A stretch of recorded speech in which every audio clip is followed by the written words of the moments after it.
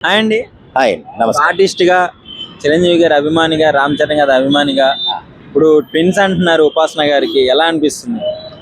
ఈ వార్త అయితే నాకు చాలా ఆనందంగా ఉందండి. యాక్చువల్గా ట్విన్స్ అనేది ఉపాసన గారు ఏదో కొంచెం లీక్ చేసినట్టుగా అనిపించింది, కానీ అఫీషియల్ న్యూస్ అయితే కాదనుకుంటున్నాను. యాక్చువల్గా ట్విన్స్ అయితే ఇంకా మంచిదే. ఒక విధంగా చెప్పాలంటే మేము అదృష్టంగానే భావిస్తున్నాం. ఆయన అభిమానులుగా, మెగాస్టార్ చిరంజీవి గారికి అభిమానులుగా కొత్తగా అంటే ఫస్ట్ సంతానంగా ఒక ఆడపిల్ల పుట్టింది.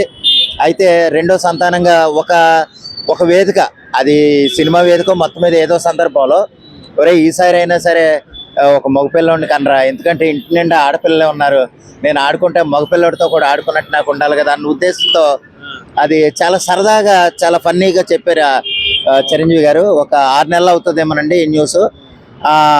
అది ఆ సందర్భంలో ఏంటంటే ఇప్పుడు నిన్న అంటే ఈ రోజు కానీ రేపు కానీ ఉపాసన గారు ట్విన్స్ని కానీ ఏదైనా ఒక బిడ్డను కానీ అవకాశం అయితే ఉంది.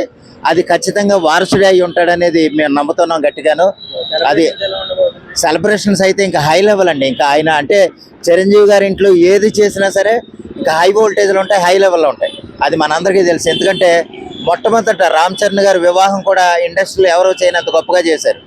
ఆయన ఇల్లు కూడా ఇండస్ట్రీలో ఎవరిదే లేనంత గొప్పగా ఉంటుంది. అలాగే ఏది చేసినా సరే సెలబ్రేషన్స్ ఏది చేసినా అంత గొప్పగా ఉంటుంది. అలాగే ఇప్పుడు ఈ సందర్భంగా ఫస్ట్ ఆల్రెడీ ఒక పాప ఉంది, క్లింకారా ఉంది. ఓకే, అదే అదృష్టమే మాకు. కానీ ఏంటంటే ఇంట్లో ఇంకొక మెగా వారసుడు చిరంజీవి గారి ఇంట్లో నుంచి, అంటే రామ్ చరణ్ గారు ఉన్నా సరే ఇంకో మెగా వారసుడు ఇంకా అంటే చివరి వారసుడి కింద ఉండాలన్న ఉద్దేశంతో రామ్ చరణ్ గారుని సరదాగా అన్నారు ఆ రోజు ఒక మాట, ఒరే ఈసారి అయినా మగబిడ్డను కనరా అనేసి అన్న ఉద్దేశంతో. అయితే ఈసారి ఖచ్చితంగా అయితే మగబిడ్డే ఉంటాడని నేను నమ్ముతున్నానండి. అది ట్విన్స్ అయితే ఇంకా డబుల్ బనాంజాగా మేము ఫీల్ అవుతున్నాం.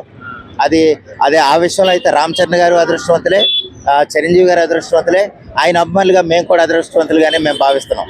ఓకే, అంటే చిరంజీవి గారు మొత్తం డెకరేషన్ ఇల్లంతా రంగరంగ వైభవంగా డెకరేట్ చేపిస్తున్నారు వాళ్ళకి వెల్కమ్ చెప్పడానికి అని విన్నాను. అవునండి. ఇంకా అది ఎలాగంటే ఆయన ఇంకా మనం అంటే ఒక ఫ్యాన్స్గా ఎంత ఆనందంతో ఉన్నామో ఆయన సొంత తాతయ్య గారు అవుతాడు. తాతయ్య గారు అంటే ఎంత ఆనందపడతాడో చూడండి. మనం అనుకున్న దానికి, మన ఆవేశానికి లేదా మన ఆనందానికి 10 times ఎంజాయ్ చేస్తాడు. ఆయన బయట కనిపించకపోవచ్చు, కానీ ఎంత ఆనందంతో ఉంటారు వాళ్ళ ఫ్యామిలీ సభ్యులందరూ, ఎంత ఆనందంతో ఉంటారు అనేది మనం ప్రత్యేకంగా చెప్పగల. అది ఇక ఇల్లంతా రంగరంగ వైభవంగా ఉంటుంది. ఆ ఇల్లు ఎలాగుంటుందంటే ఇంకా వైకుంఠం మాదిరి ఉంటుంది. అటువంటి వైకుంఠంలోకి, కలియుగ వైకుంఠంలోకి ఆ చిన్న వారసుడు వస్తున్నాడు అన్న ఆనందంతో చిరంజీవి గారు ఎంతో ఆనందంగా ఉన్నారు. అదే విషయంలో ఆ వారసుడు కూడా రేపో మాపో ప్రవేశం చేస్తాడని నేను కోరుకుంటున్నాను. అది మెగా వారసులందరికీ, మెగా ఫ్యాన్స్ అందరికీ కూడా ఇది చాలా మంచి వార్త అండి. ఆ విషయంలో నేను కూడా ఎంతో ఆనందంగా ఉన్నాను. Thank you.